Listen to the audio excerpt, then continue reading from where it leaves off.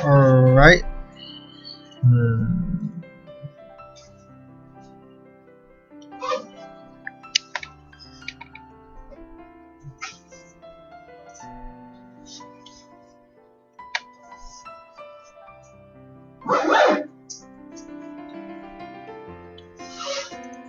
Okay,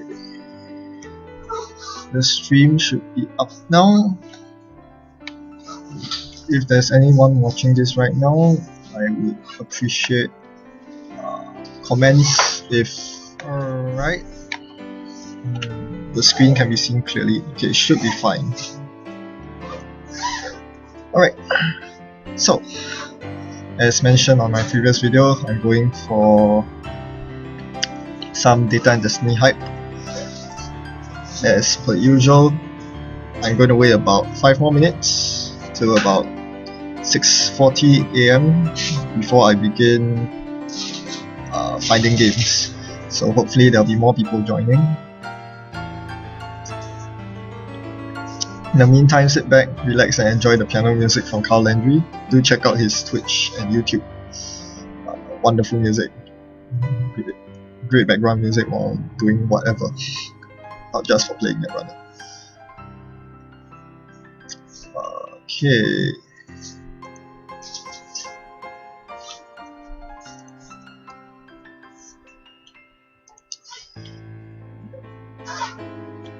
And oh yes, as usual, if any of you would like to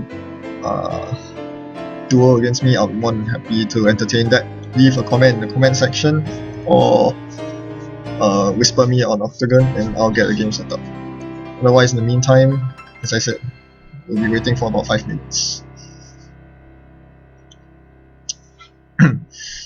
So, if you haven't watched the announcement video that I made, basically I'm going to play 2 decks that make use of cards from the latest 3 data packs. Well, that's actually a lie. I'm only using a couple of new cards. Although I am playing Apex, so there are going to be a bunch of new runner cards. Corp cards not so much. The Corp deck is actually pretty boring, and you'll soon see why. But I'm excited to play it because I think it ushers in a whole new realm of possibilities for the Corp. Or rather, a lot of hope. A new hope, shall we say. And yes, I dropped the hint, it's not an NBN ID. You can go speculate on what you think I'm gonna play.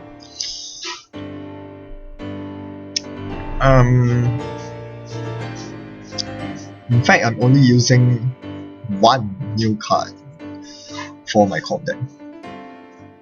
You might be able to guess what that 1 new card is.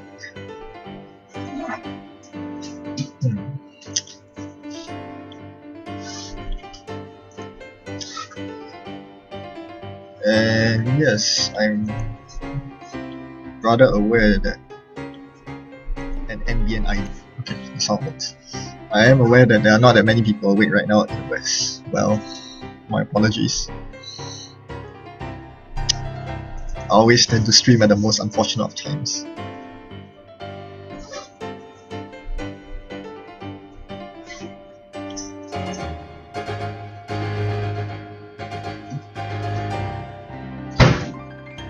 Alright.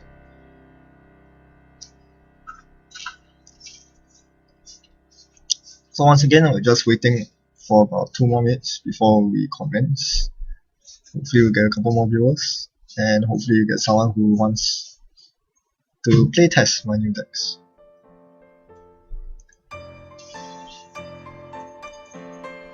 Yes, I am ambivalent about the release of all 3 new data packs at the same time on Octagon. On one hand, it levels the playing field because now you actually get to experiment with cards that you otherwise wouldn't be able to procure if you didn't go to Gen Con. So that I appreciate, because otherwise it's not very fair that there are people around who get to play tests with all the new NBN and new runner toys 2 months ahead of everyone else. On the other hand, for most cases, tournaments won't accept cards beyond Old Hollywood, or in a month's time beyond the Universe of Tomorrow. So finding games where the latest data packs are not allowed is going to be quite a pain. So I think it's not DB0's fault. He did a very good job of coding everything so quickly and releasing it.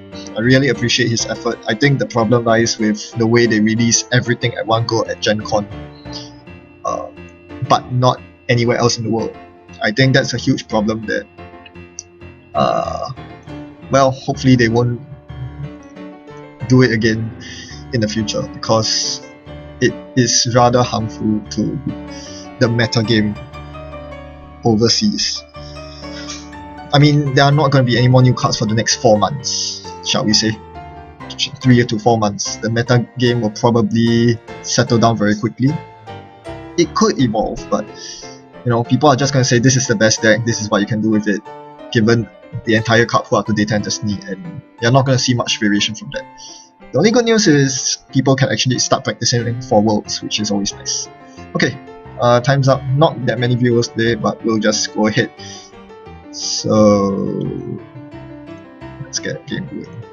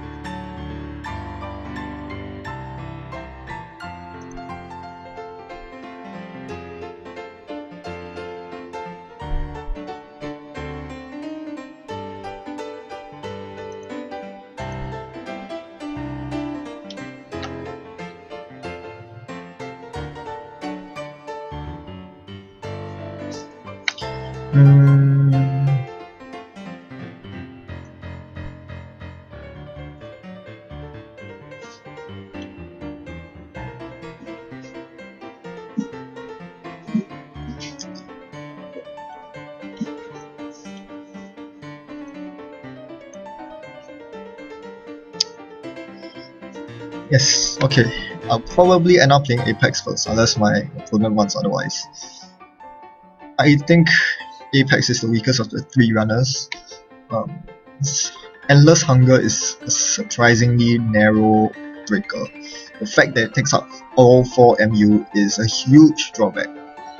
If you're playing Apex, you don't want to import breakers because you really have to spend your influence elsewhere. You're not getting neutral cards like Daily Cast or Earthrise Hotel or Same Old Thing, and that's actually a very huge downside.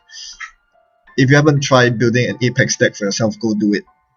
And you will soon realize, I ran into the exact same problem. You won't have enough money. You won't have enough card draw, especially card draw. Money is not so bad because Apex doesn't need too much money.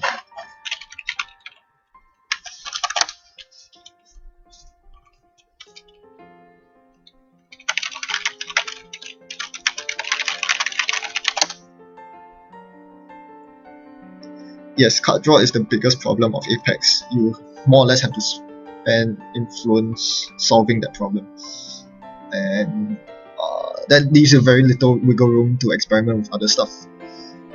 I initially thought that Siphon based deck would be fantastic, and on paper it is, if you think about it. Apex cannot play non-virtual resources, so basically he has almost no resources in his deck, and Heartbeat basically gives him flatline immunity after a certain point. So if you're immune from Scorched Earth and you don't worry about your resources getting trashed, you can float tags, and Account Siphon is the best card to leverage on that. The problem is Siphon is way too expensive. You want 3 copies, that's 12 of your 25 influence. Secondly, there is no influence-free method to recur Account Siphon, and that is the main problem. You cannot play 3 same old things. If you could make a case for a strong Siphon based deck for Apex, but you have no access to same old thing. So that really limits your options, and because of that, I'm not going to play a Siphon based deck.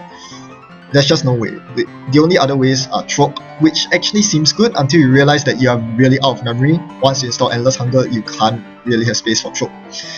And the other option is Deja Vu, which again costs influence. You really don't want to be Deja Vuing for Siphon, do you? So basically, all in all, it's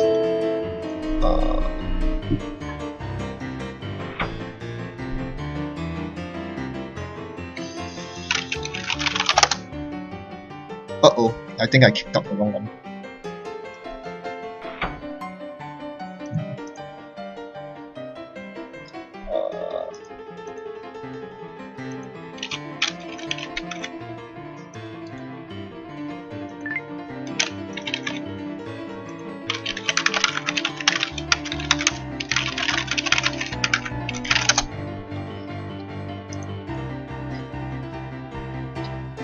Yes, so because of all these problems, I mean, it's actually a bigger problem than I first thought.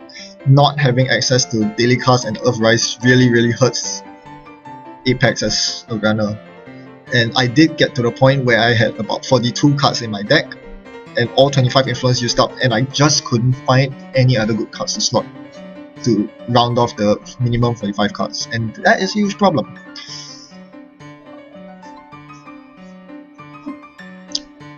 You end up having to play subpar cards, and that will definitely hurt the deck, but I'll still give it a go. Yeah. I mean, it's not like the other two runners where you can just throw in 3 daily casts, 3 Earthrise Hotels, and maybe a couple of KD Jones. That's 8 or 9 very standard staple econ cards. And, you know, the backbone of most decks, not just neutral decks, most decks for that matter. Like Good Stuff Anna also runs a lot of these aforementioned cards. But you can't do that with Apex. And this is a big reason why it's a problem. And we haven't even touched on the fact that there are lots of eyes out there that are very problematic for Endless Hunger. Architect is the biggest one of them all. It basically mandates that you have to play a Mimic in your deck. Some way to get through the Architect, because Apocalypse cannot destroy Architect, Prey cannot destroy Architect. So that is the one biggest thorn in the neck when you're deck building with Apex. You always have to keep Architect in mind, and for that reason, you have to slot a Mimic in. I have 1 Mimic in my deck. I don't think it's enough. We'll find out. Yeah. And not to mention all the other crazy stuff. Enigma, for example. Every time you run through an Enigma, you have to lose a click. That sucks. It means that you cannot use Apocalypse anymore. That's what other common annoying eyes are there. And you might say, hey, at least I don't need a Fractal, right? Because all barriers have end the run. Well, not really. Snowflake, for example. I know it's not a common ice, but Snowflake completely messes you up. It basically means you have to play a side game every time because Endless Hunger doesn't deal with it. You could trade the Snowflake, and that's one of the few things you can do. Tsurugi, for example. Well, Tsurugi, yes, you cannot get through Tsurugi, full stop. Because the corp will just choose to end the run every time, and you don't even have the opportunity to take 3 net damage. So that's why you need the Mimic. What else is there? On the code gate front, code gates are generally okay. Wormhole is terrible. There is absolutely no way to get through Wormhole. If they replicate end the run with Wormhole every single time, you are not getting past a Wormhole. Now that I think of it, that's a very dangerous prospect, because that means that you can't even pray a Wormhole. Yes, I think Wormhole, I have no solution for Wormhole in the current iteration of my deck, and I think that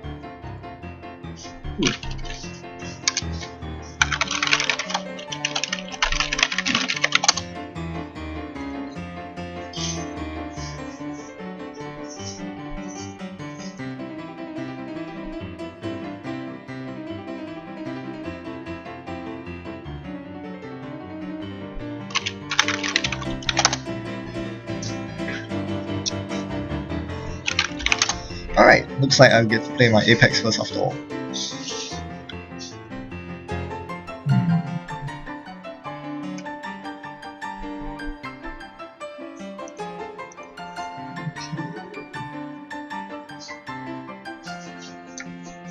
Prepare for doom. Let's get Apex out. It's the Doom Bringer. Oh dear. I thought. Oh, I haven't. Versus.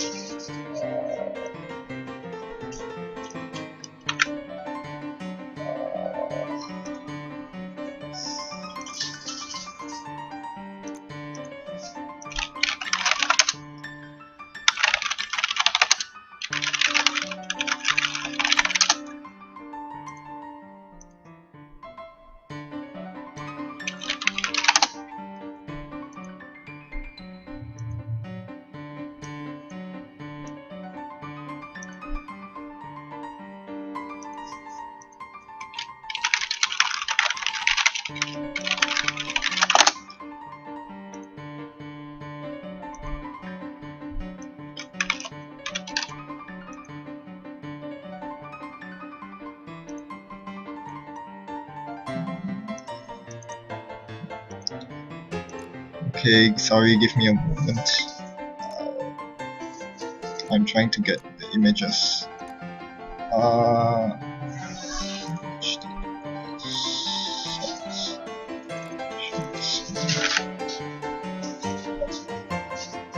There we go. Yep, that looks fine. Don't ask me how I did it. It's a secret.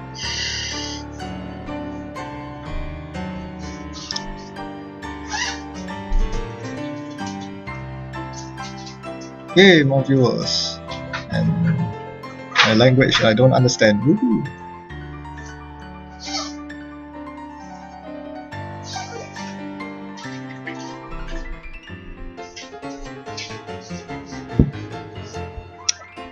So yes, basically if the opponent raises a wormhole against me, I'll just concede.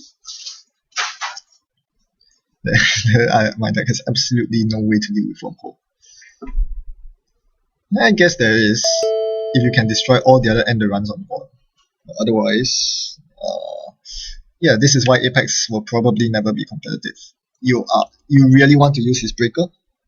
I mean, if you're going to import breakers, you might as well play another ID. And at that point, yeah, it's just not good. Because there's so many weaknesses against ice. Various ice. Okay, let's see. Apocalypse. Okay, there's a prepaid voice pad. I'm using prepaid economy. This is not good enough.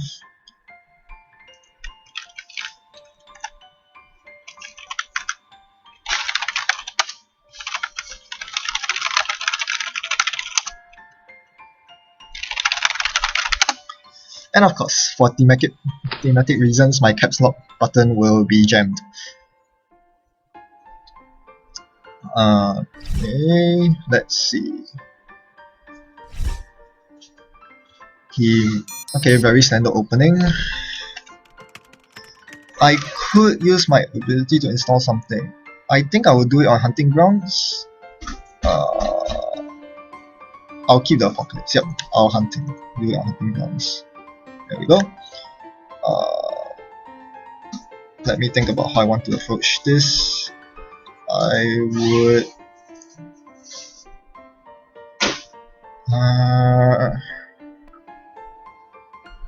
I don't want to force him to res ice yet, so I'm just gonna play that, and take a credit.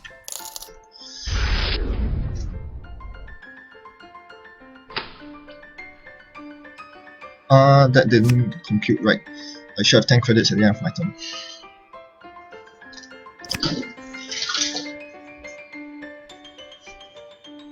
Yeah, I'm mostly getting rid of cards from my hand so I can quality time next turn. I won't be using my ability this coming turn. Oh dear, this doesn't look good. I really should have checked that. It's probably an E for an Adonis. First, I'll quality time when your turn begins. Alright.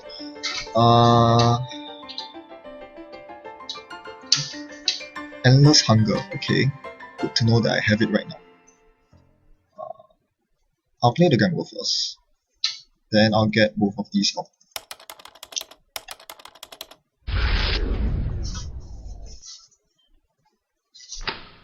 So now I can actually start running. Program trashes will be pretty painful, but I should be able to click through them. I don't really know what he's running though. But I'll start running next turn, that's for sure. I do not like that. Yeah, there probably is a sand in there or something. Let's... Okay, his hand should have lots of agendas, let's check that. Ooh! He lets me in. That is a surprise. Lag time? Let's check that.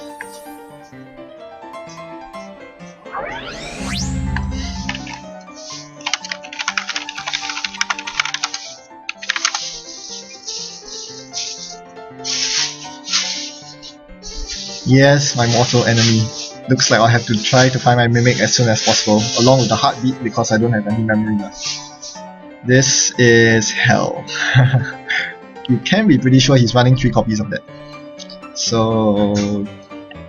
my whole intention was actually to use Endless Hunger to trash Harbinger so I can actually have more face down cards and activate Wasteland as well. That's not happening. So that's pretty bad news.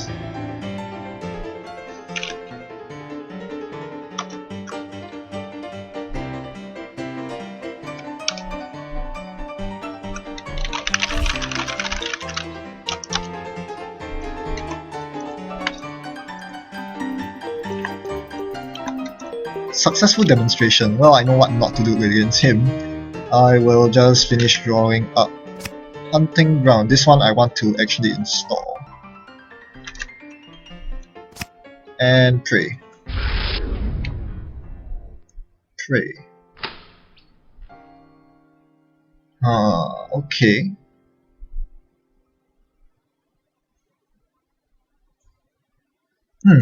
Prey doesn't actually explicitly state anything, but I suppose you can only use it on Rest Ice. It doesn't make sense to use it on Rest Ice because you don't know its strength.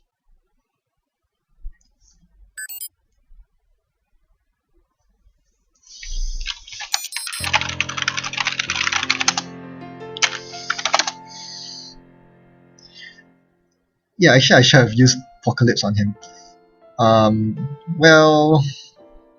yeah, I didn't actually see that play. I could actually run Archives and follow it up with an Apocalypse. That's why he was so scared. I thought he was scared because he had lots of agendas top deck. Apparently, he was more afraid of the Apocalypse. And, well, you can see why. Okay, it's pretty clear that he has an ABT in there. So, I need to take care of that somehow. I don't know how. Trashing the Jackson is probably the best way to go. I could try... no, I don't think I have enough install cards to contest the server, so I'll just let him score the ABT. Do I really want to let him score an ABT?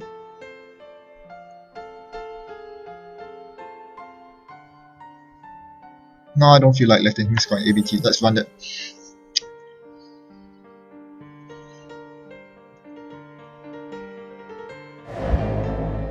Oh my gosh, that's horrible. That's another ice that I really hate, and that I really have no solution to this other than clicking through it. Well, he has only 3 credits left, so I'll just go on.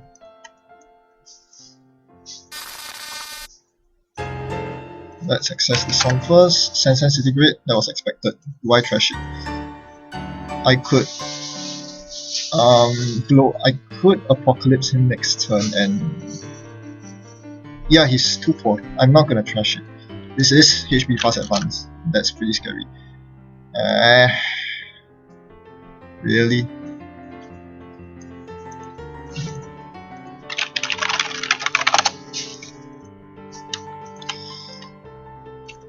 Okay. At least I know that's not ABT. That's the most important thing. I do reserve the right to Apocalypse him at any time. Although that was a huge time waster for me.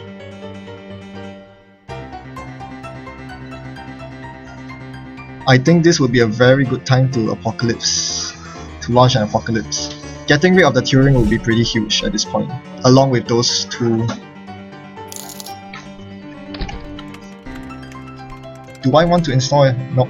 Let's go straight for HQ.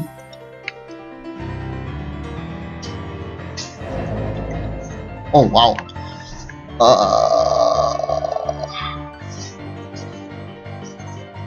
Well. Okay. Sure. That's pretty bad news. Diesel. Lucky fine.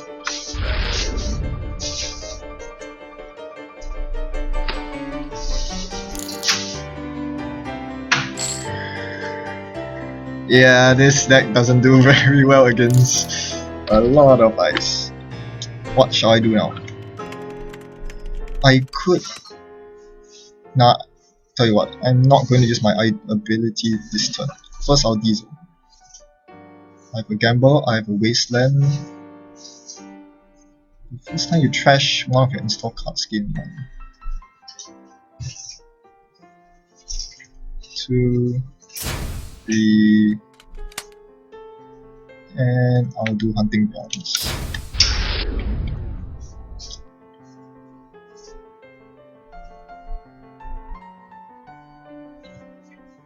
Yes, I'm planning to destroy the Turing with Prey next turn.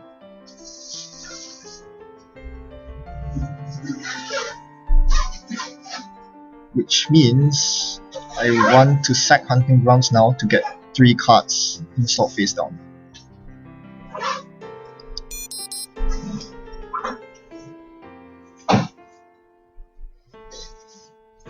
Oh great, an upgrade on R&D. This is really messing up my plans. I don't think I can pull off a successful apocalypse this game, and that would lose me the game. Yeah, this is pretty awful. Okay, at least he's trying to set up a scoring remote here, so I'm going to go ahead with my plan.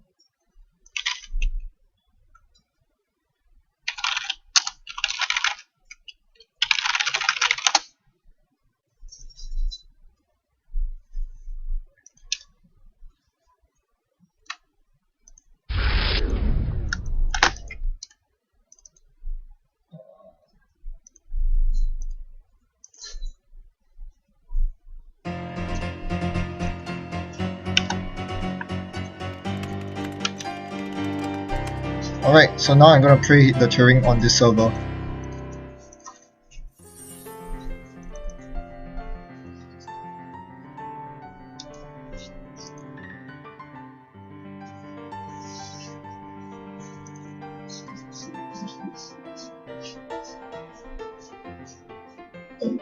And now that I've passed his Turing, I can trash another of my installed cards equal to the strength of the ice.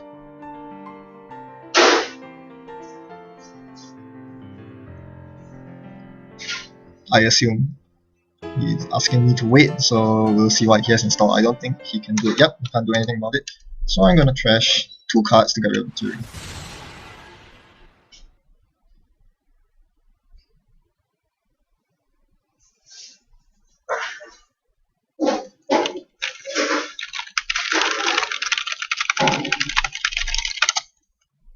What else did I... Oh, I milled one of my Vams. Vam is the important card in this deck, by the way. I'm going to access 1 card. It's for your agenda. Nope, it's not. Sand. Okay. Game goes on. Vam is pretty important. Vam combined with Apocalypse helps you win the game basically. You Vam them so that they can't res ice. You run the other 2 servers, you perform Apocalypse, they start their turn with 0 credits, 0 cards. Except for the Architect.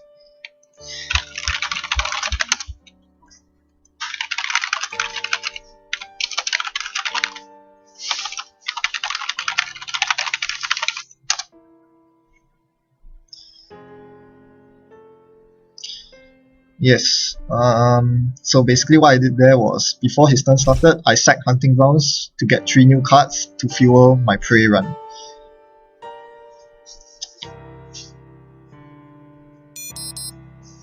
An upgrade on Jackson, really? Okay, interesting. Now I'm really sad that I lost 1 Vamp, because I do intend to Vamp him followed by 2 runs and to hopefully an Apocalypse. Looks like that's not gonna happen anytime soon, so... Oh, I should have... never mind.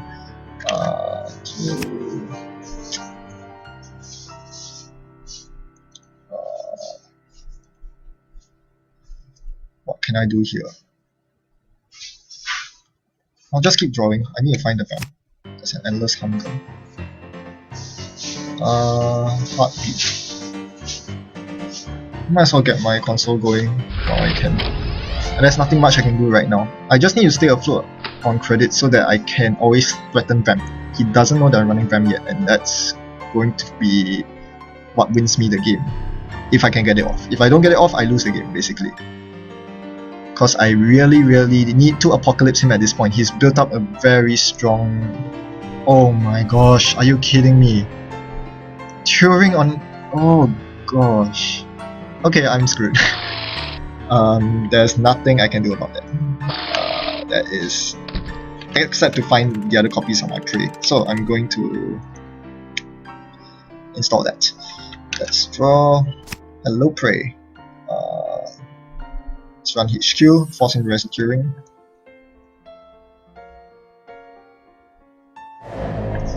Login rejected.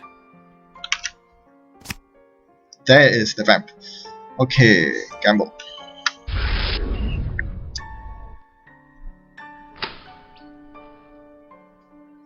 I'll try to kill him in 2 turns. I'm going to pray the next turn to kill the Turing again. Then hopefully after that I can vamp him down. If that doesn't work out, he's about to score an ABT. This is... Okay, I'll let him score the ABT. I'm just gonna play this because I can.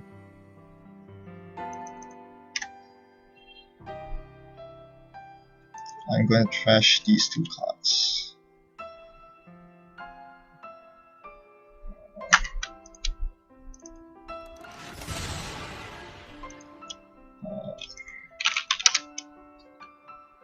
Do I want to continue on? Nope. Login rejected. I cannot really risk getting my endless hunger blown up.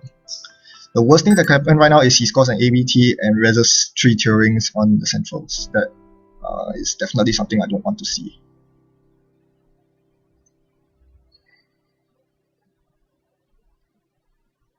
Also, I don't have a lot of fuel for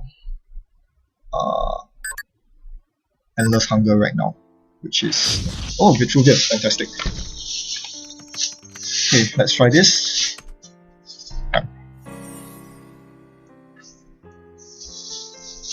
Let's see whether this actually goes through.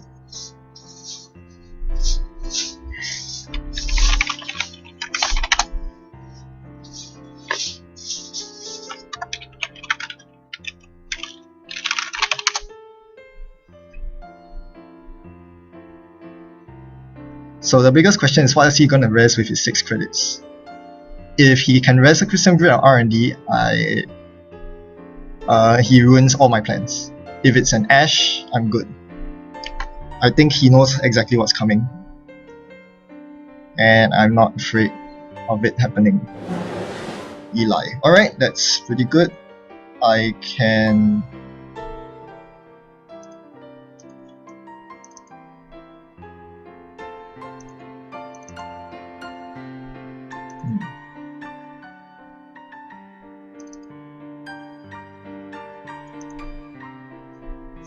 How does this work?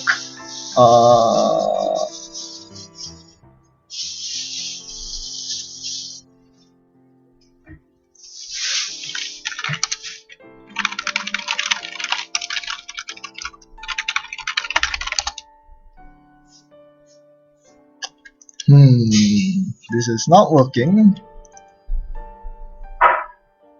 Okay.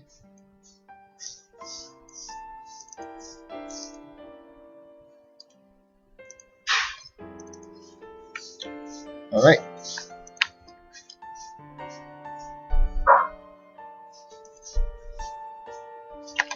I'm going to vamp him because I can.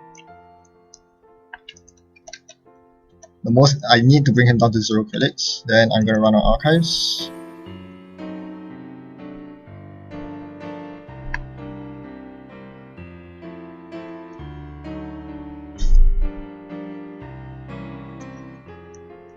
So yes, I'm happily about to destroy his... Oh man, of course he brings back archive memories and Turing. What an annoying person. But well, that's a correct play from him. Turing is such a terrible ice for this deck.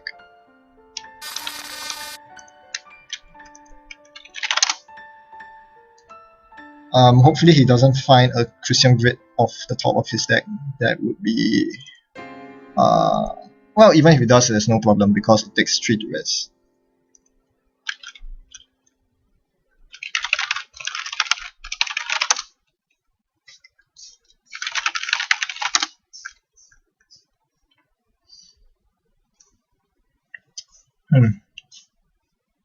This makes me really wish I had 2 Apocalypses in my deck instead, but well, whatever. I'll live with this. Alright. That's not gonna change anything, is it? He only has 1 credit, he can't really do anything. It's just gonna get blown up. I'm not sure why he's retrieving cards with Architect. Everything is just gonna get blown up.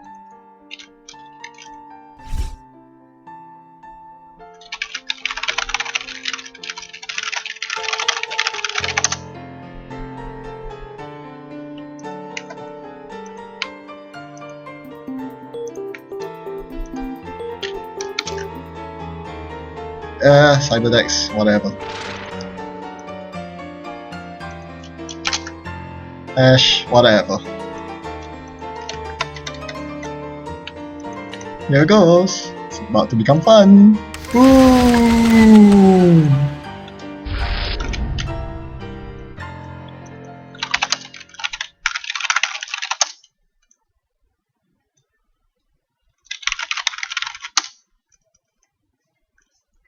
Yeah, that's a little bug you have to take note of. The Architect does stay on R&D, which is extremely annoying, and which is why I mentioned earlier that you really do need a Mimic in your deck to deal with these kind of things. So, I've lost my Endless Hunger and my Clone Chip, which is pretty bad news. Thankfully, I still have more in my deck, I believe. How many Endless Hungers have I trashed? There's 1 in the trash.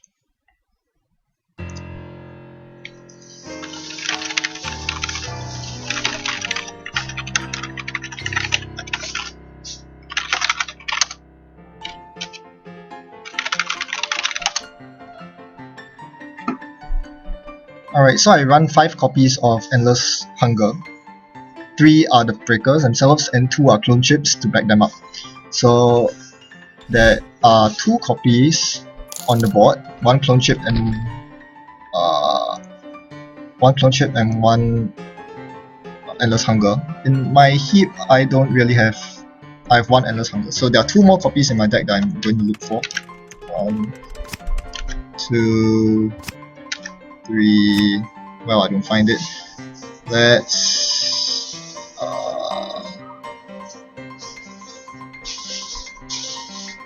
install that. Might as well.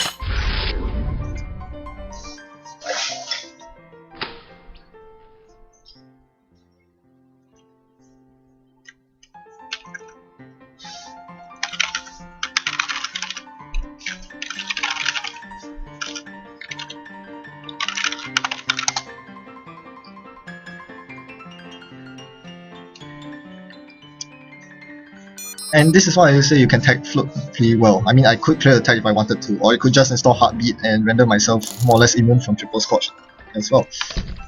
So many ways to make it work. I'll continue drawing up. There's nothing here. I'm just gonna bucket find. And I'll pass the turn over to him. Next turn, I'm gonna start running stuff.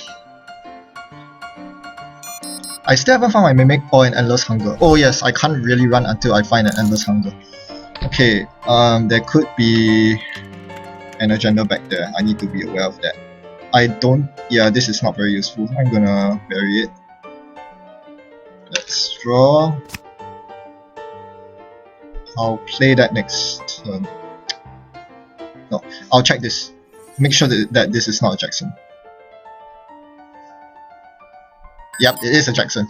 He was trying to sneak an I'm pretty sure he's trying to sneak an ABT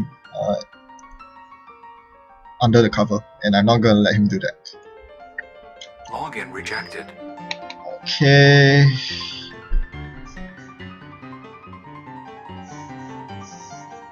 I better install my heartbeat. Okay. Install heartbeat, and I might as well run archives on edit. Use my prepaid credit.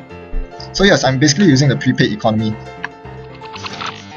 which is basically as good as it gets in Apex, because yeah, you cannot use resource-based economy. You could use Magnum Opus, but that's 6 memory with Endless Hunger, and you don't want that. So basically, event-based economy is the only way, or no economy at all, which works most of the time for Apex. But if you're going for a vamp deck, you need to be richer than the Corp. And as you see here, he knows that, so he's getting Adonis going. That is a problem. So I'm going to try to challenge that. We'll see how successful I am. Quality time. There's a Kraken. Oh man, this is terrible.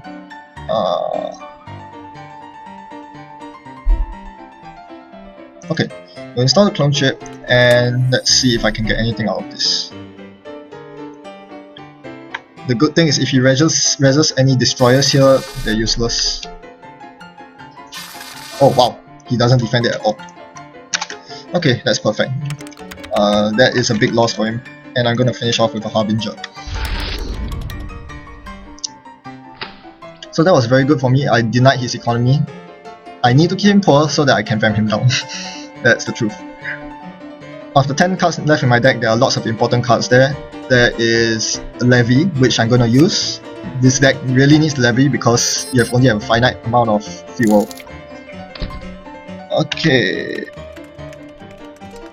Anything I want to bury? I don't think so.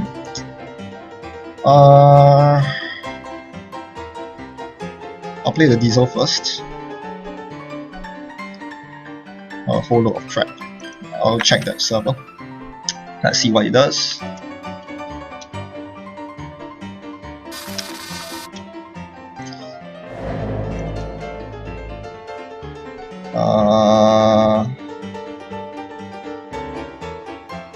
Okay, I'll jack out. I know there are agendas in his hand. I'm going to go for his hand instead. I'll go in while he's still poor.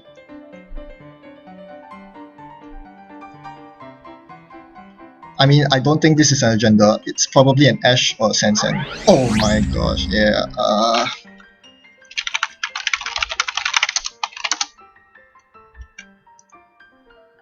That's very bad news, because this means he can sneak an ABT in there if he wants to. Well, I wouldn't do that if I were him, because I could run it last click. Thankfully, this isn't a last click run. Perhaps he should have saved the Architect res for his last click, because I was probably going to run HQ twice in that situation. Okay.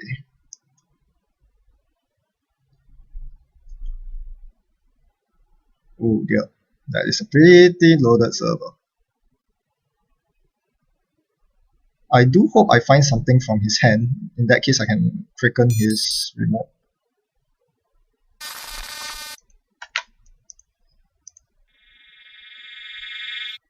Oh, fantastic. Exactly what I wanted. Okay. With my last click, I'm going to Kraken this server.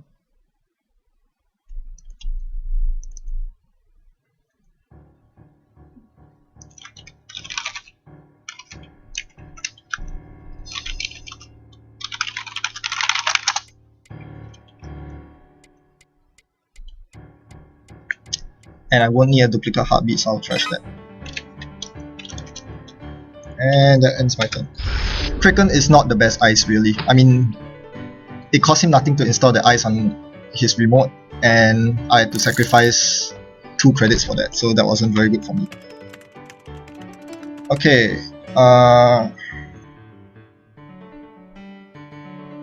do I want to check his remote? I think I do.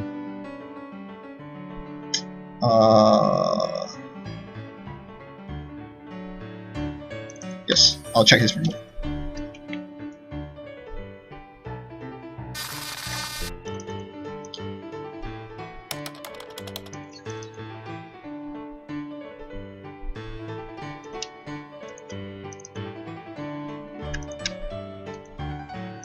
How do you use Endless Hunger?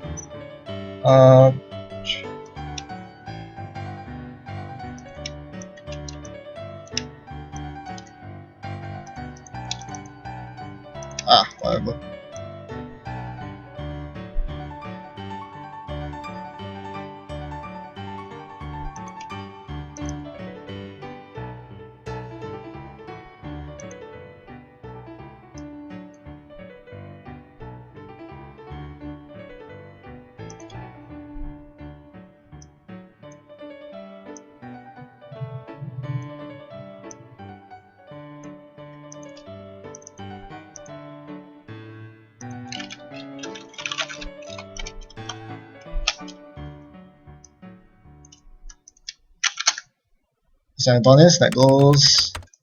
It's Cyberdex that stays. I don't really care of your Cyberdexes. Okay. Ooh, this game is getting quite long and drawn out. I want to draw. That's not very useful. I'll play a prepaid and I'll gamble. Okay, so I have a lot of fuel for Endless Hunger right now, but I'm not seeing my Mimic, I'm not seeing my Levy. Those are very key cards that I need right now. I'm still not seeing it.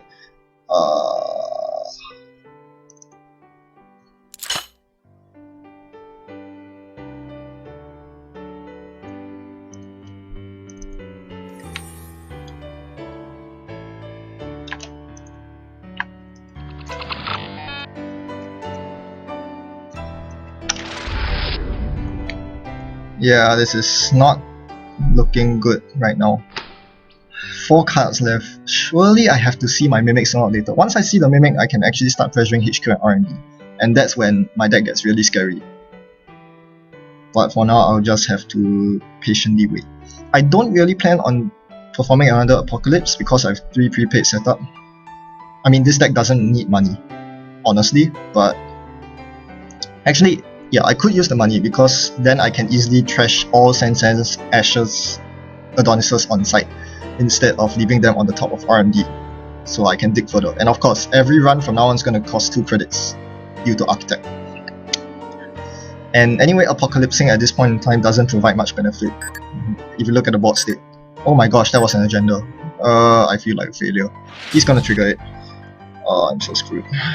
I should have checked it. Oh, he doesn't trigger it. Interesting.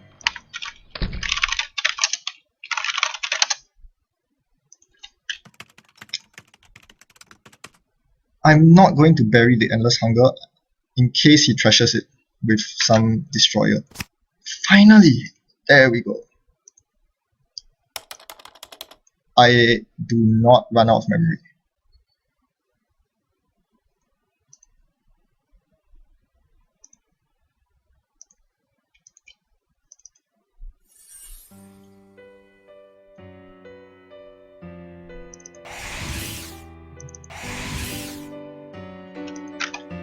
Alright. IQ. Alright, that's a useless. Nice. Alright, and I'll continue drawing up.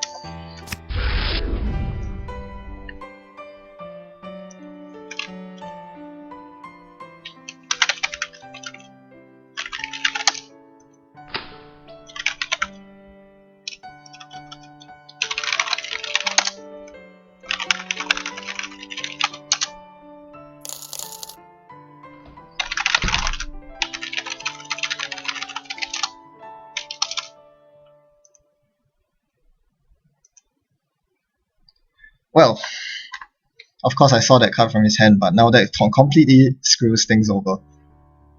4 strength Architect, I have no solution for that at all. I can't even pray it, that's the worst part. Okay, first opportunity time to draw the last 2 cards of my deck. Yeah, I really should play a current of my own. This, well, I don't know. I don't think I can afford to give him free installs every single time.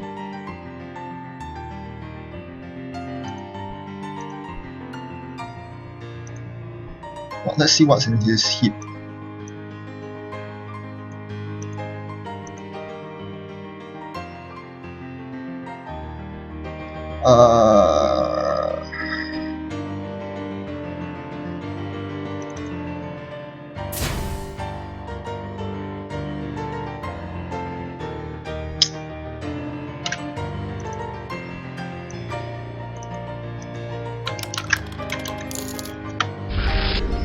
Yeah, I'm kind of screwed at this point. I'm just going to wait for him to score an agenda or something. I don't know. The fact is that he can recur lag time with Vitruvius anytime, so at this point I'm basically forced to run through Architect. That is such a nasty prospect because as you've seen, I run through my entire deck, there are no multi-access tools at all. Okay, I'm gonna dirty laundry this remote and hope that there's nothing nasty on it.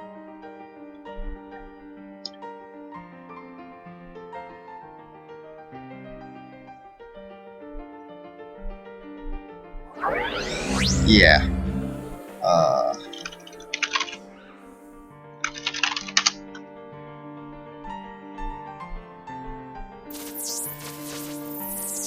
Well, that's not very nice. Login rejected.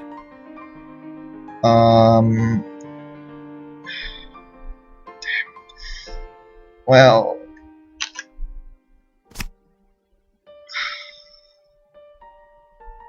that's a huge problem. That really is a huge problem.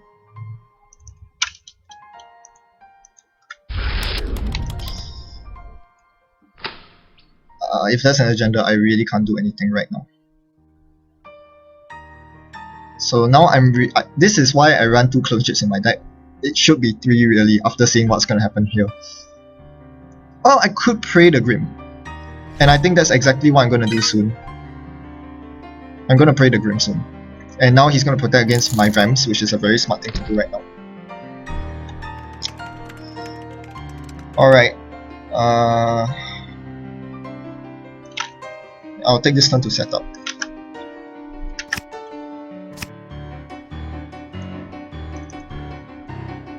Diesel and then a gamble. Okay. At this point, I don't need Lucky Find or Hunting Ground. We'll see what he does here. He's probably gonna slide an agenda in there somewhere. At which point I'm gonna pray his Grim.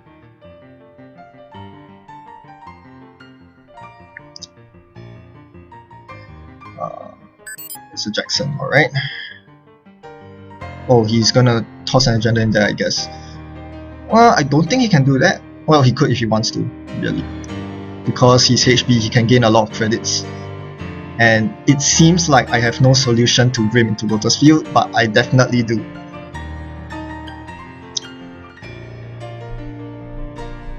So I'm hoping that he's gonna make a mistake right now and install an agenda in there. And advance it. Well, that's pretty perfect.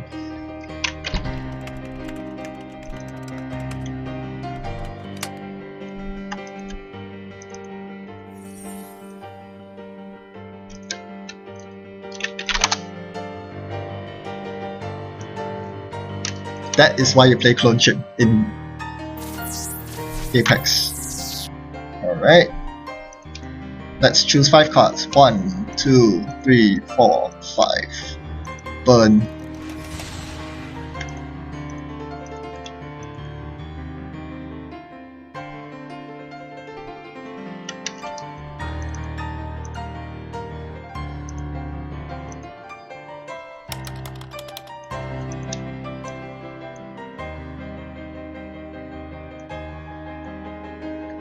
And I'll break Lotus Field with an oh.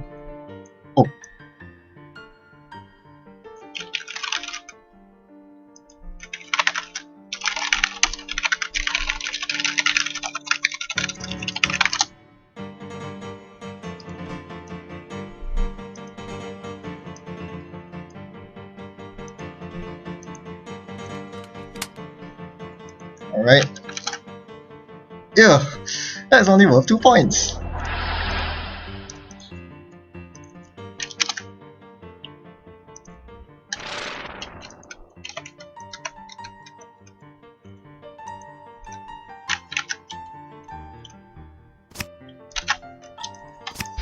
Okay, that's an Apocalypse. And oh, I made a mistake. I should be running his Centrals right now because lag time is gone. Now he's just gonna Vitruvius the lag time, and I hope he doesn't do that. He's oh my gosh, thanks, thank goodness. Alright.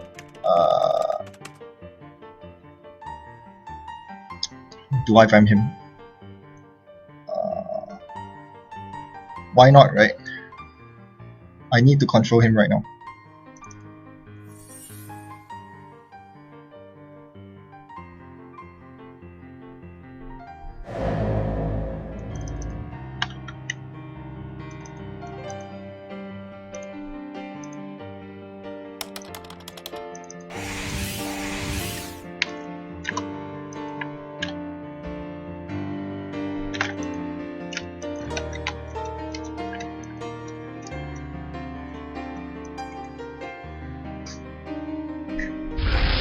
Turing is really annoying.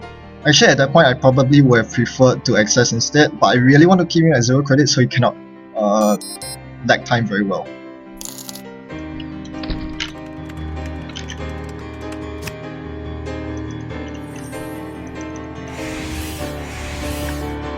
Okay, the bad pub's gonna help a lot. Archive memories.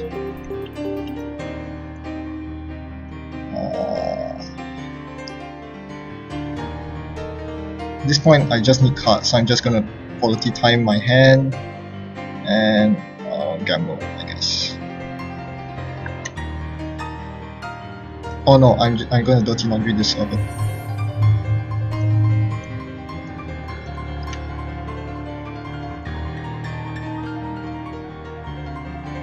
Alright, what do you have in the server for me?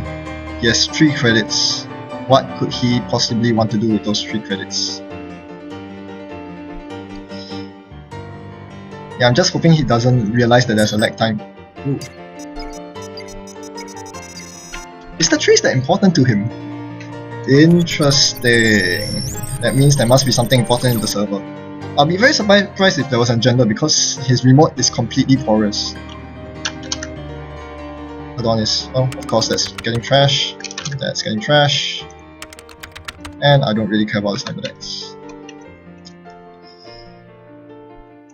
Alright, so I might need more money than I initially thought. I don't need that. I need these two. I don't need...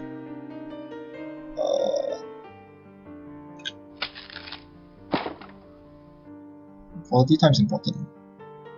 I'll get rid of that.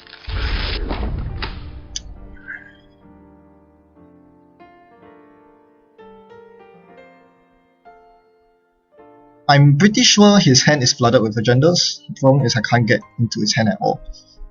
I wish I had influence for HQ or R&D interface. Seeing 2 cards off each would really help. Oh great, he's gonna get lag time back.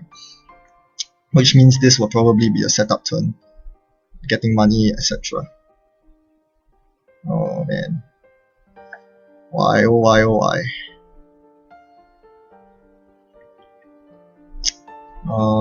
Oh, it's a Turing. Okay. I don't really care about Turing on the remote. Thankfully he didn't put it on R&D. That would have been way worse. Okay, let's go for this.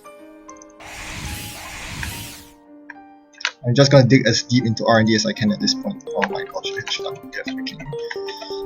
okay.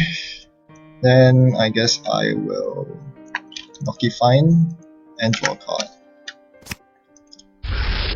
Oh, Kraken, that is huge. If I can steal an agenda next turn, I can Kraken the Turing. Okay, let's try to steal an agenda. If I can Kraken the Turing, that would be a huge win for me.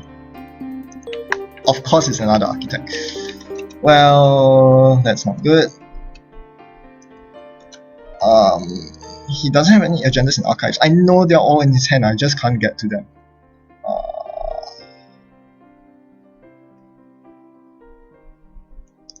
I'll run archives. I don't think there are agendas in there. Nope. Okay, so be it.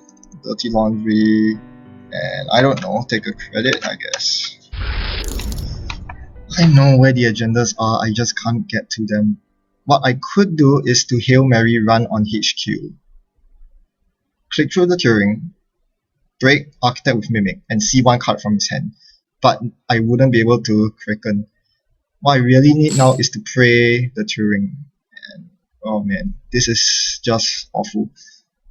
Aren't there any better ways to deal with Turing? The answer is no, there aren't. How many viewers are there? Oh my gosh, 7 viewers.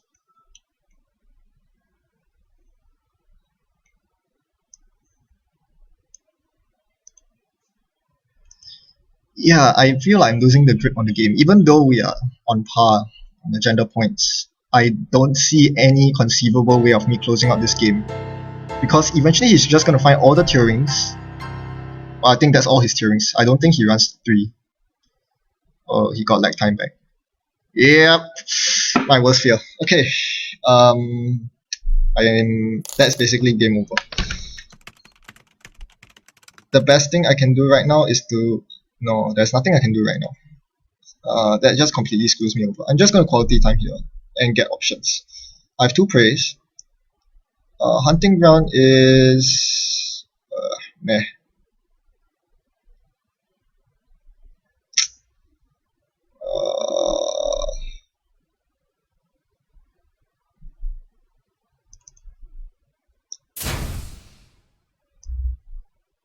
Yeah, there's nothing else I can do. I'll just take credits. All 5 cards in my hand are the only things that will keep me alive. Notice I only have 3 cards left in my deck. It's now or never, really. And I'm pretty sure I need to steal 2 more agendas to win because he's running global food, which means that there probably aren't any other 3-pointers in his deck. So I need to find some way to burn him. Burn the Turing's. And it's probably going to come in the form of the prey. I'm going to first pray his hand. Letting Architect fire on the last click is one of the stupidest things you can ever do. So I will not let him fire the Architect. I'm just going to pray Turing next turn and spend my entire turn to blow it up. There's nothing else I can do.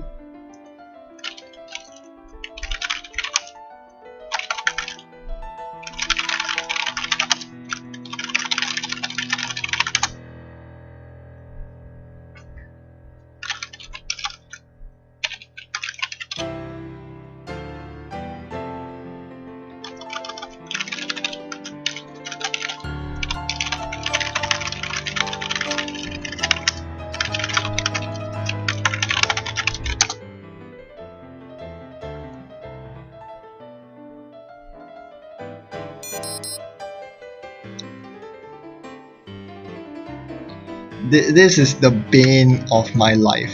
Lag time completely messes up the one thing I thought I could counter, which was Architect. If it was only Turing I had to deal with, it's not that bad. I can just spend my praise on Turing's, but lag time makes it completely impossible to play. The good news is, besides Architect, Turing, and Grim, all his other eyes are all end runs, which makes it very easy for me. And I don't need my prepaids anymore, so basically I have more than enough fuel for endless hunger to close out the game. Okay, I'm gonna do it now. Pray. Finish.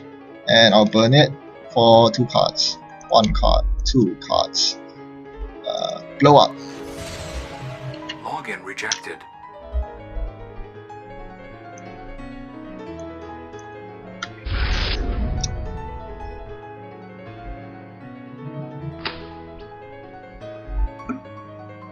So from this point on, oh dear, if I let him fire Architect, he's just gonna reinstall Turing somewhere.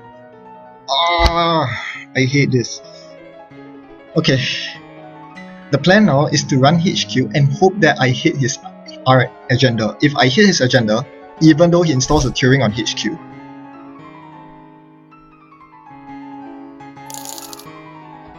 Okay, let's see if this is Turing. I hope it's not. I don't think it is. It's probably another Architect. I have to take my chances and hope that I hit an agenda at this point. It's going to be an Architect. I know that for sure because I saw one on top of R&D. Nope, it's not an Architect. Okay.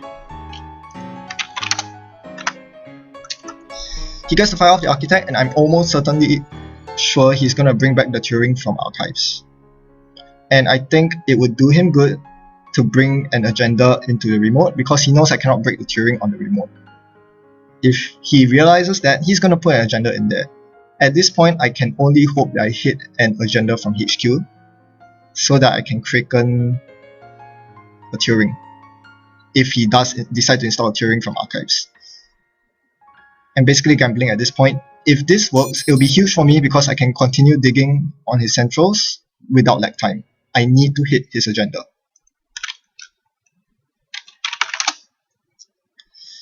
I need to hit his agenda. So he's either going to install an agenda from his hand right now or Turing from archives. Yep, he's going to install Turing from archives. That makes sense. And it's on HQ. Oh, that's horrible.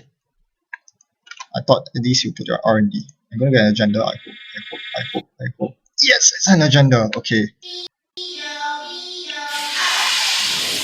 that's huge. Okay, I will definitely kraken something later. Right now, I'm going to make my R&D runs while I still can. I don't think he has another copy of Lag Time, so I should be good for the rest of the game to break Architect. Oh my gosh, there's an agenda up there. Oh my gosh.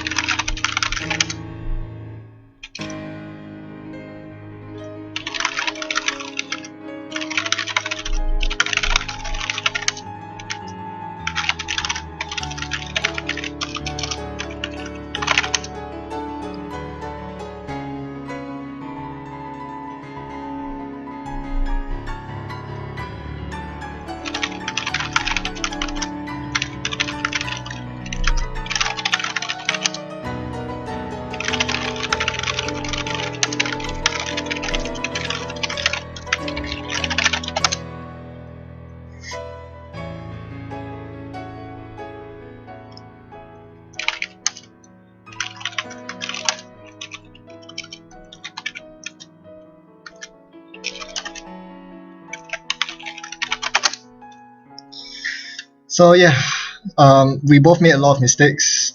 It really could have gone either way. Because we were both fumbling with our decks. We didn't know what to do with each other, and I mean, that's to be expected. We are both playing with and against Apex for the first time, so you get very wonky, fun games. But well, that's what it's all about.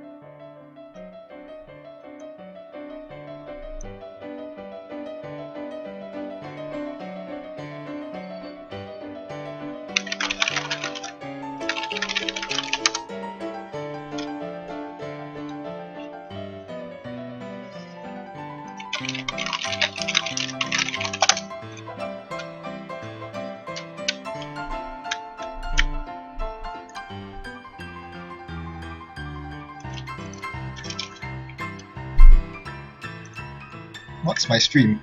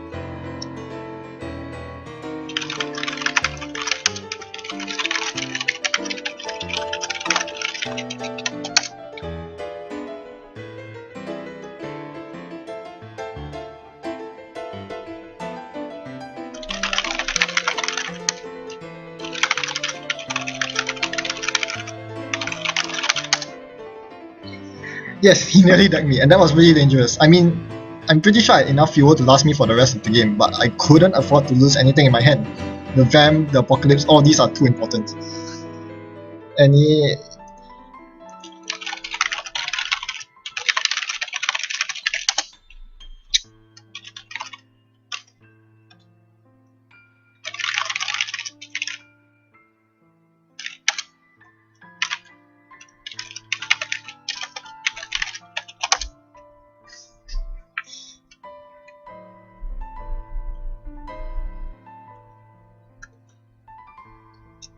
And yes, I didn't really consider it, but he really was 2 turns away from winning. If he just installed double advances, a global food initiative in the remote, if I can't contest it, it's game over. That's the power of a 5-3 agenda that is only worth 2 for the runner. It's definitely, completely, absolutely worth it in HP. And yeah, it made my game so much harder because I had to find 2 more agendas instead of 1.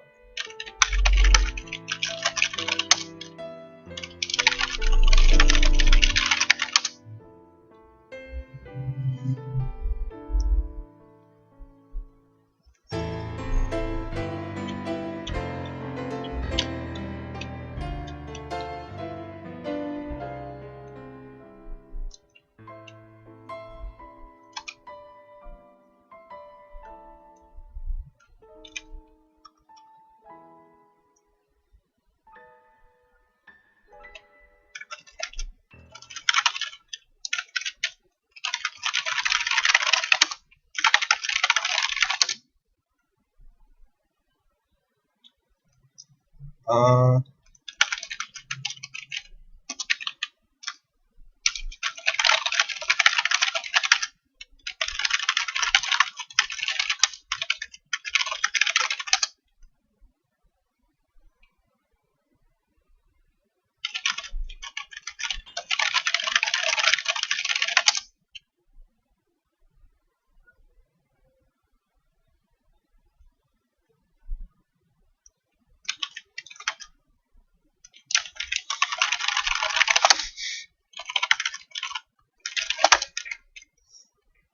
yes, Turing's are terrible. I mean, that was a really smart thing he did. He tried to do his best to get a Turing on HQ whenever possible. I mean, first priority is the remote, so he can start scoring agendas. Then he tried to get Turing on the remote on HQ whenever possible, and that's so good against my deck.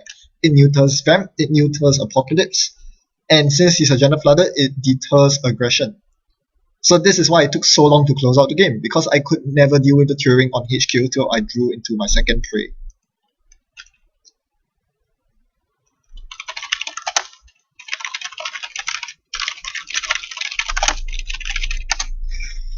Alright, we are moving on to the second game.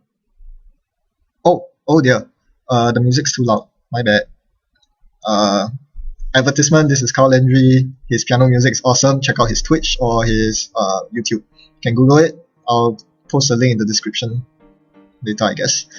Alright, anyone interested in the game?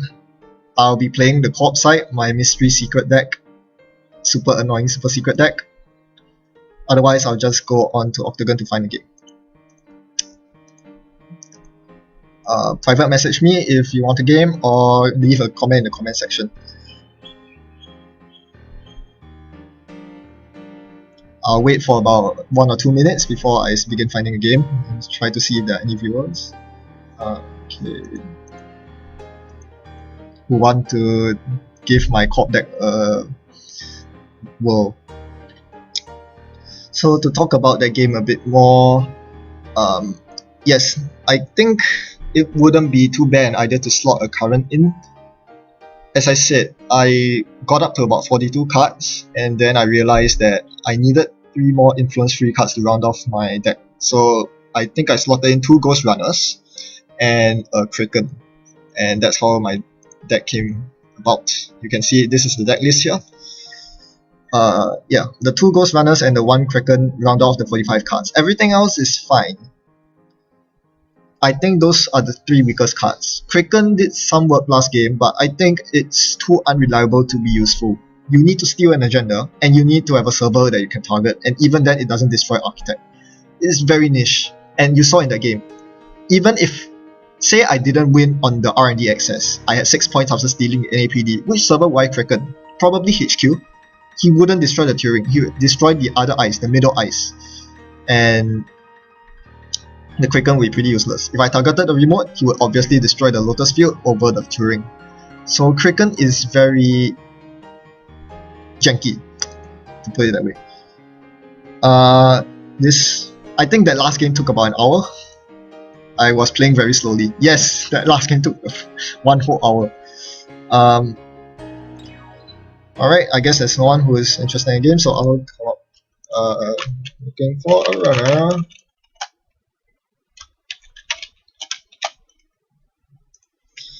Okay.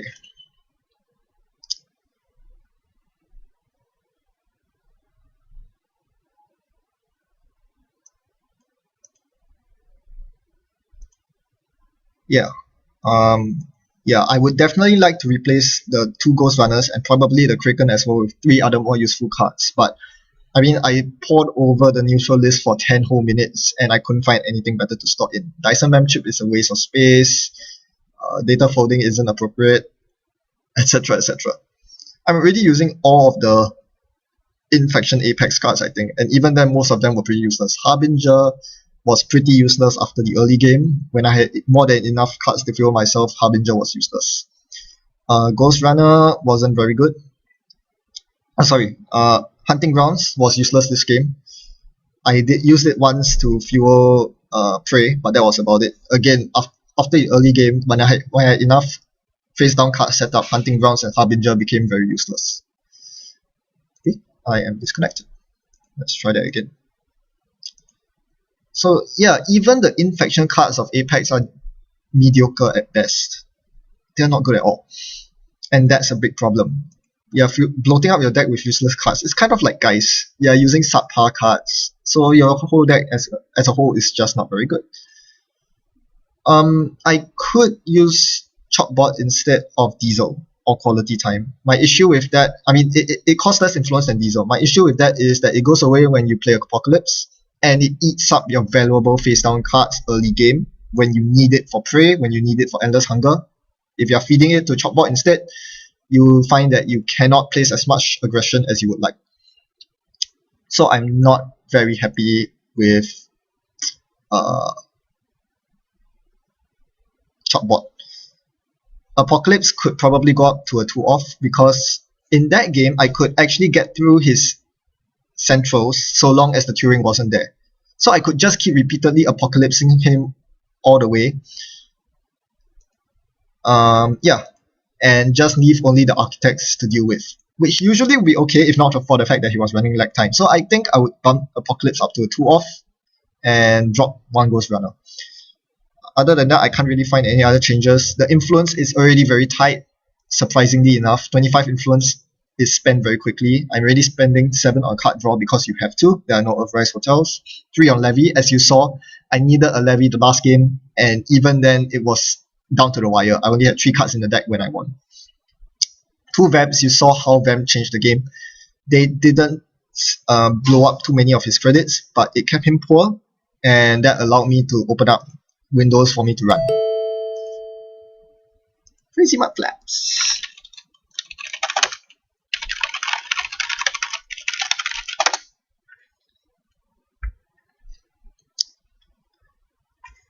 Alright, make sure that was correct runner. Yep, okay, I'm copying this time.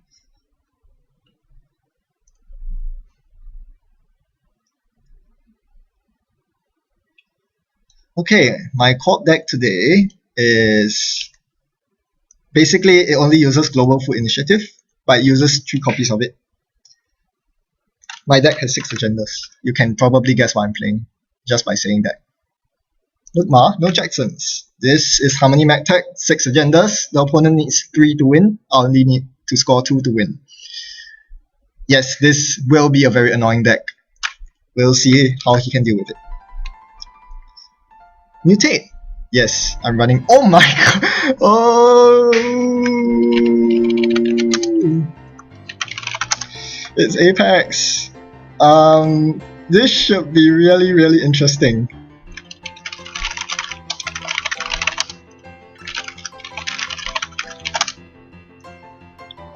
Yes, of course I'll keep this. I will show him my hand. Now the question is, will he siphon me? I think he could siphon me. That would be bad.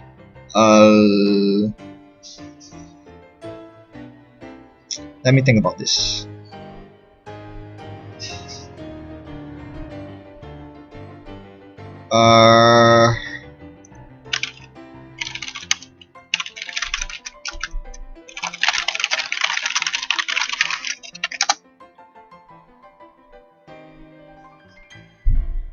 Okay, I'm gonna take the risk. I hope he doesn't run Siphon. If he plays Siphon, I am pretty screwed. Susano murders Apex. Unless he runs David. So we'll see how this works.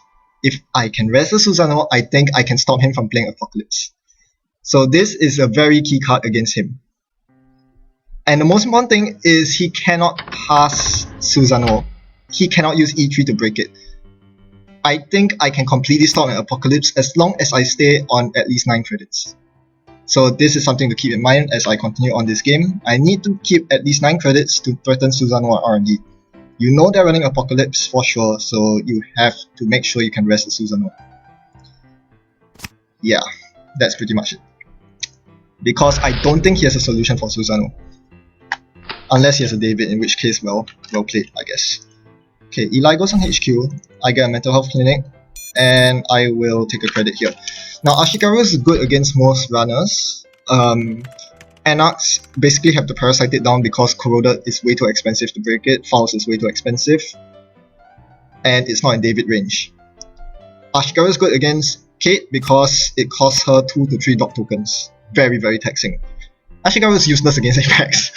I think I can rush an early agenda against Apex. Oh my gosh, Harbingers. But seeing that he has so many Harbingers, I think he can easily break through Ashikaru. So I'm not going to bother with Ashikaru. It's going to be useless this game. As you might guess by the title of my deck.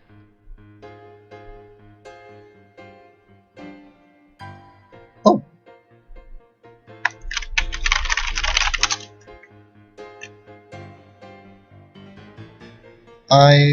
Do I want to draw? I'll draw. I'll take a credit. I'll play Cerebral Static. So he can install Aesops if he wants to, but he cannot use his ID ability anymore. This should be fun.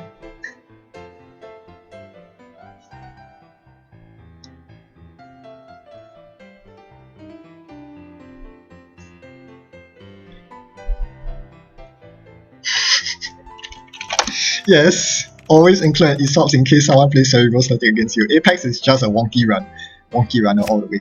I think I should have double click for credits there. You don't really want to draw with this deck. Your deck is small enough as it is, and yeah.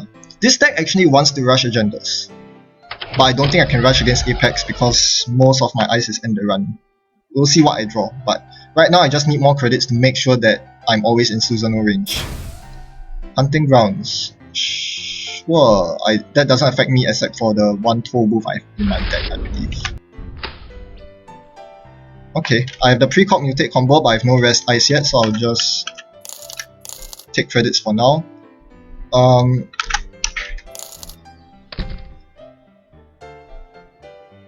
I could attempt to set up a scoring server with Ashigaru into Caprice. I don't think that's a good idea because 9 to rush Ashigaru is a very bad idea. I'd rather wait for a cheaper piece of ice to use. And anyway, now he's at the point where he can threaten Endless Hunger to break lots of end run, so there's no point.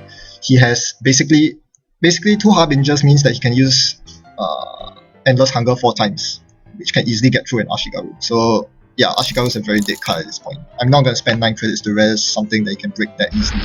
And he's pretty poor, he cannot trash my mental health clinic, so that is a huge win for me. Alright, what do I do here? Do I just take credits? I'm gonna install the Betty on... yeah, I'll just install the Betty here, and I'll gain 2 credits.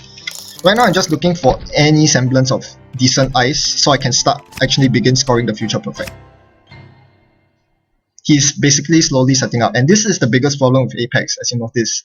I'm not sure how much card draw he has in his net deck, but the biggest problem I identified very quickly with Apex is that you spend all your time drawing cards because you need to find your endless hunger or whatever he's finding, money maybe. He's probably, something to use his wasteland on, and he's probably searching for a chop bot. And at that point, Apex is just too slow. You really don't want to be spending your entire turn drawing like that. And he drew lots of feedback implants. That's pretty painful. Yep. Okay. I have also... Okay. Let's hope that I draw an ice. That's not an ice. That's not an ice either. This is bad. So I'm just going to install all my money. I'll have infinite money for the rest of the game, and maybe that means that I can actually play Ashigaru. If I don't draw any more ice on the next turn, I'm just going to go with the Ashigaru on the remote. Because now I'm at the critical point where I can res both Ashigaru and Susanoo, and still have enough money left to play side games. The good news is I'm completely neutering his ability, which means that he's actually trashing his cards into archives instead of fueling endless hunger, and that might work to my big advantage. Not to mention that my agenda intensity is very low, so right now, basically I think his only hope right now is to wait for me to try to score an agenda and attempt to go for that agenda. So hopefully I can defend by then. If he does find my agenda though, I'll be in a very bad spot. His ID ability will be activated and I'm on 0 points. Yes, he really needs his hunting grounds here now so that he can install 6 cards off the top of his stack to fuel endless hunger. I'm gonna erase all these stuff. Crick.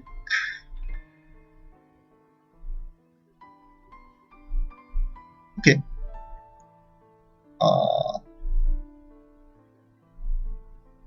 Sure.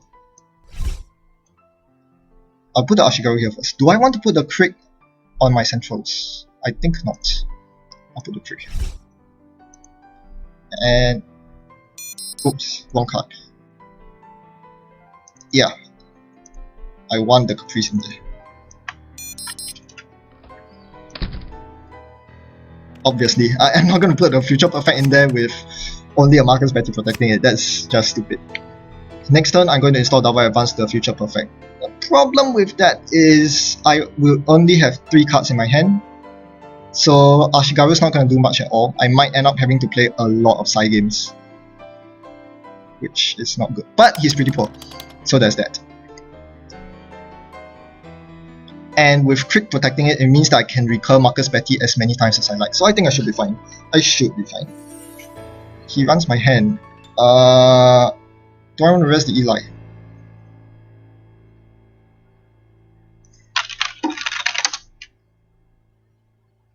I think not. Because I need to save money to res other stuff. I'll let him in. Yeah, don't forget, I still need to make sure that I can res the Susanoo. That is... yeah, oh my gosh, Future Perfect. He's gonna steal it. I shouldn't bid one. Oh yes, okay. Now I can score it. That was too close for comfort. Okay, there we go. Install Double Advance.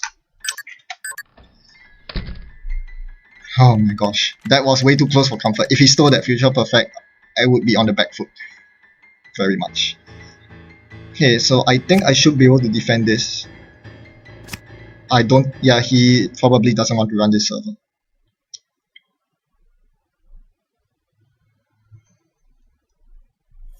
Dirty Laundry Archives. And with 3 Drip Econ going, that really helps me a lot.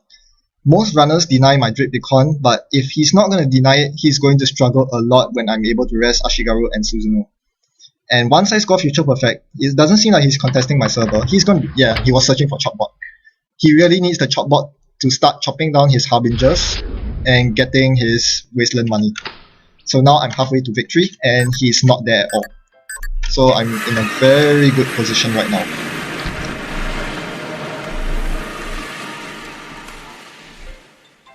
As for him, Yep, he's gonna chop that, and it's gonna turn into face down, gaining him 1 credit. So this is how Apex generates money and cards at the same time.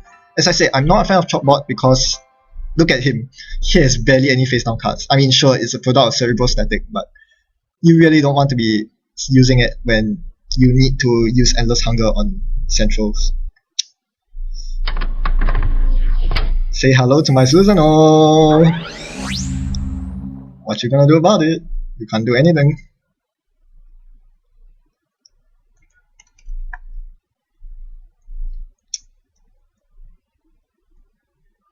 Yeah, I think at this moment he realizes that there are no solutions in his deck to Susanoo. And that's pretty much GG. I'm not sure, he could have an AI breaker like Tripsys or something, but with his money pool, I think that is very unlikely. The next time I draw an agenda, I'm going to try to score it, and I probably will win off that. Unless he can win multiple side games against me, which he probably can't. Look at his credit pool. I don't think that's going to happen.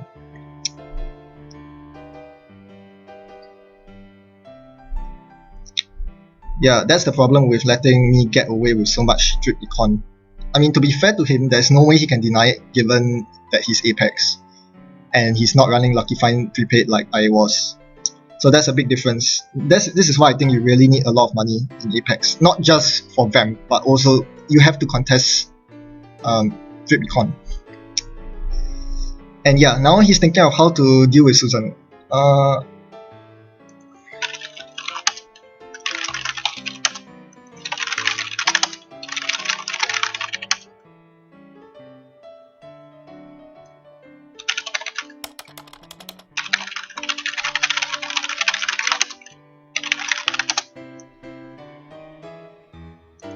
Yeah, Octagon doesn't automate this very well. Some bug.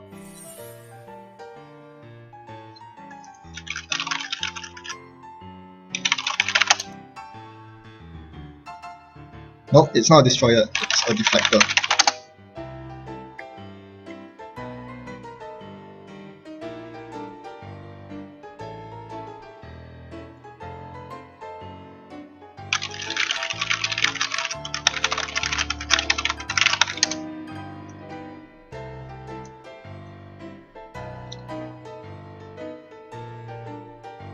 Login rejected.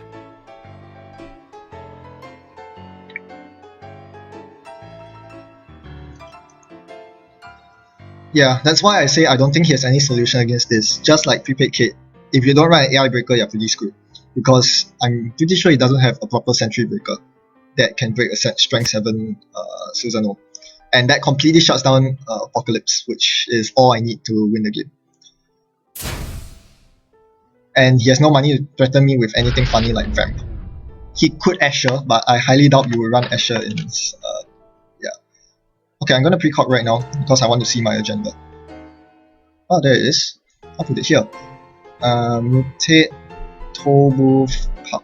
Pub will be very, no, Pub is useless. Tollbooth is the best, it taxes him for 3. No, wait, no, he can ignore keys, okay. Yeah, I'm just gonna do that. On there and gain a credit. Next turn will be installed double advance. I'm assuming he cannot get through R&D at this point.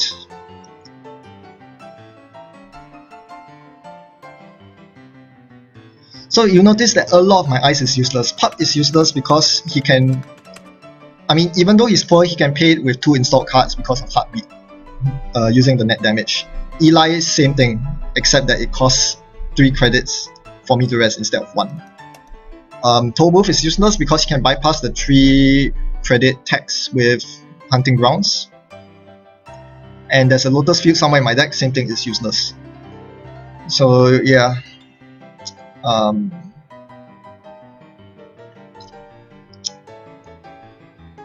I'm just hoping he doesn't gain too much money.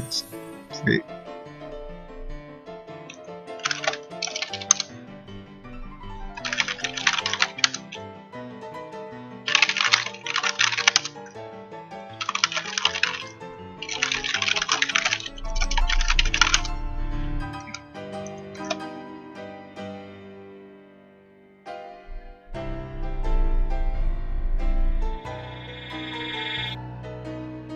Yeah, that's something that I think they needed to clarify with Prey. What happens when you choose to use it on unrest ice, or you can't?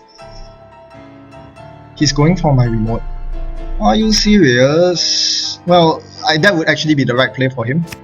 He really needs to challenge my remote because otherwise I'm going to win next turn. Perhaps. Another wasteland. So next turn he's probably going to run my remote 4 times, and he's not going to succeed because he has 0 credits. He cannot play side games, and that will probably cause him to lose. So let's check this out. Install double advance. So I have 17 credits. That's more than enough, and he can't deal with Susano. I mean, I already have Susano res and I have 17 credits. So he basically has to run my remote 4 times now, and with 0 credits, I highly doubt he can do anything about that. Oh great, I forgot. Yeah, he can get credits with Wasteland. That is something you have to keep in mind. Yes, a bit too confident there on my part. So now, he can get through Ashigaru easily right now. I'm still gonna res it against him. It will all come down to the side games now. If he can win 2 side games in a row against me, he gets the agenda, and the game continues.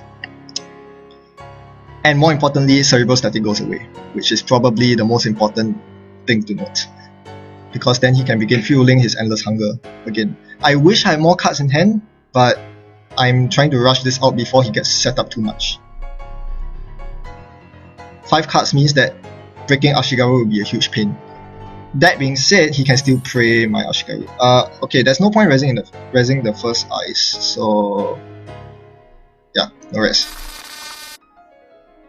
Okay, I'm gonna res that. I'm gonna res Caprice Nisage. And I'm going to res Marcus Petty while I'm at it.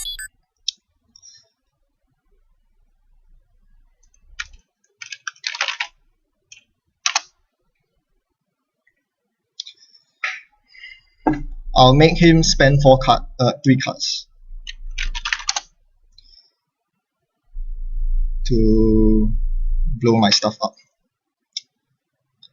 He'll probably do a Prey run on the remote next. That would be what I expect.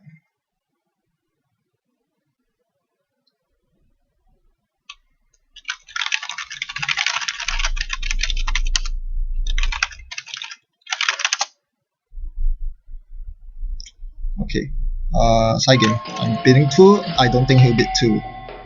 Login rejected. And that ends the run. So he has 3 more clicks. He's probably going to Prey my remote this turn, and that would suck, but well, it doesn't make a difference anyway. Because what's stopping him right now is not the Ashigaru, it's the fact that he has to win 2 side games in a row. And I say in a row because even if I have to fire Marcus Betty, I can retrieve with Prick. That's why I'm not resing Prick yet. I'm gonna res it when the time comes. Okay, no res again.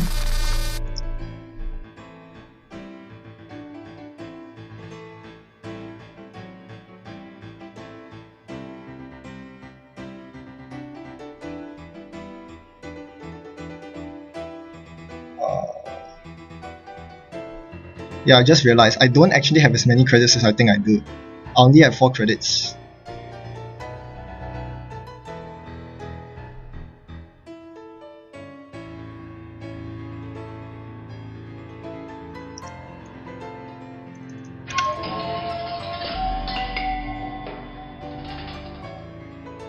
Login rejected.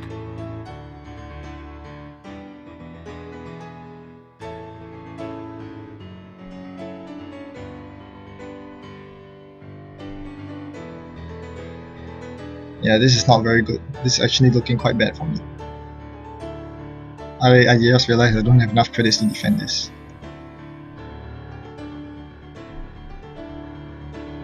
Yeah, maybe I shouldn't have rushed through this. Okay, all the hunting grounds are gone, which is good. It means that Toll Booth is now active.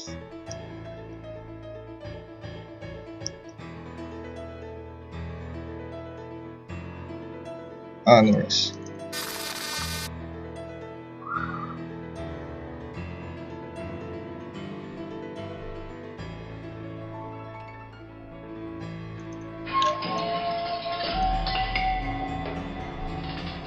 Login rejected. Whew, okay, that was huge.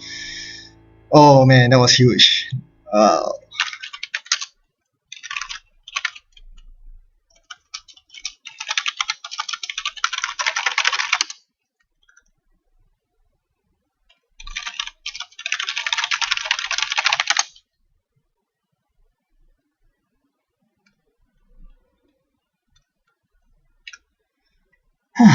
Wow. Yeah, if he had bid 0 there, I would have been in a very tenuous position.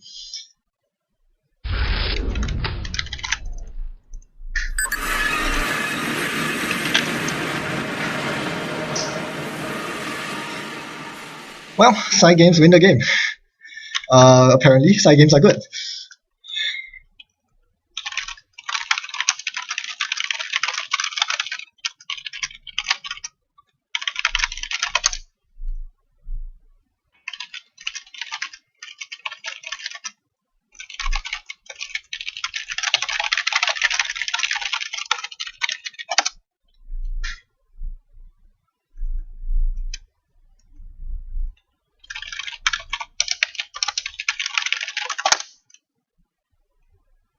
Yeah, that's the big thing. The moment you can prevent them from apocalypse, and in this case R&D dig as well, it means you can start scoring in remotes because they cannot apocalypse your caprice away. And yeah, I could let him through HQ for as much as he wanted because he wasn't playing any HQ pressure cards, and I didn't really have agendas in my hand anyway. I got very, very lucky. I won the side game of the Future Perfect in my hand. I won all the side games in the reward. He didn't win a single side game, and I think that's very unfair for him because he deserved better.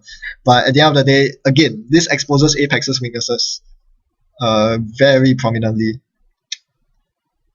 Susano shuts you out completely. Even my deck has no solution for Susano.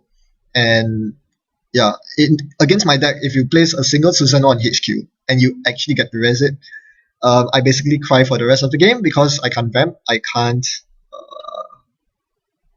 apocalypse, I can't do anything. So yeah, thankfully it's unique.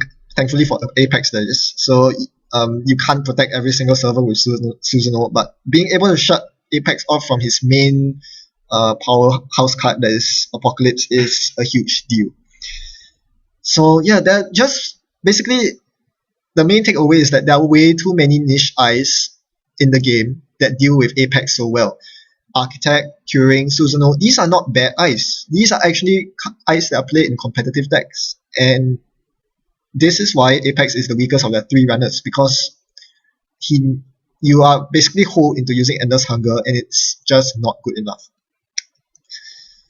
Maybe you can, you could try going for an AI build, I suppose. I don't know what sort of AI breaker you import, files maybe, but in any case, it's just pretty scary for Apex to deal with, or rather impossible. Cerebral Static did a bit of work. It would have done a lot of work if I actually had 5 cards instead of 3 when I tried to score my agenda, but otherwise, yeah, it really, I wouldn't say it slowed him down, but it was another obstacle he had to work around. As if Susano isn't bad enough, he had to work around Cerebral Static as well. There are many ways to combat econ cards without raw credits, but the problem is in Apex you don't have such means. You have to spend influence on things like Imp if you want to combat econ cards, and you're not going to spend 3 influence on Imp. You do Scrubber, and then you realize, hey, that's not a virtual resource. You can do Skulljack, but that is just a horrible card, and the list goes on. Basically, if you don't have good econ yourself as Apex, I think it's very difficult to run a corp economy. At that point, you're just going to hope that the Ice Suite is too weak for them to lock you out. Yes, I could have done this. The main reason why I didn't do this is because I knew that no matter what, there would always be a small chance of my opponent getting into my remote and stealing my 3-pointer. So I wanted to set myself up so that I could build up to score the next 3-pointer. If that makes any sense. Basically, I'm playing for the worst case scenario. I'm playing for the worst case scenario. So if he did manage to get my remote, never mind. I'm just gonna build up the remote once more. I had a Caprice in hand, and I'll get 4 drip credits every turn. Sooner or later, I'll be able to make that remote again, and yeah, score my winning agenda. Why not use Imp? It costs 3 influence. I'll show you my deck here. What are you going to take out for Imp? There's also net decks around, but basically, the problem with Imp, one, it is a program. You cannot have it out with Endless Hunger unless you have Heartbeat. And if you do have, even if you do have Heartbeat out, Endless Hunger by itself is not enough to take care of most eyes in the game. You bump into an Architect, that's it, you're done. You really want your spare memory to be used on a Mimic or an AI Breaker or something of that sort. So basically, you have no space to play Imp. Secondly, it costs 3 influence. There are so many things you need to spend influence on already, such as card draw and clone chips and breakers if you are going down that route.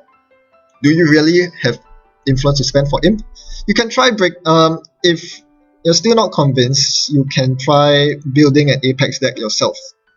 The restriction of non-virtual resources is actually a lot more demanding than you think it is at first sight. Yeah, this looks like the deck that you net deck off. Oh wow, DDoS.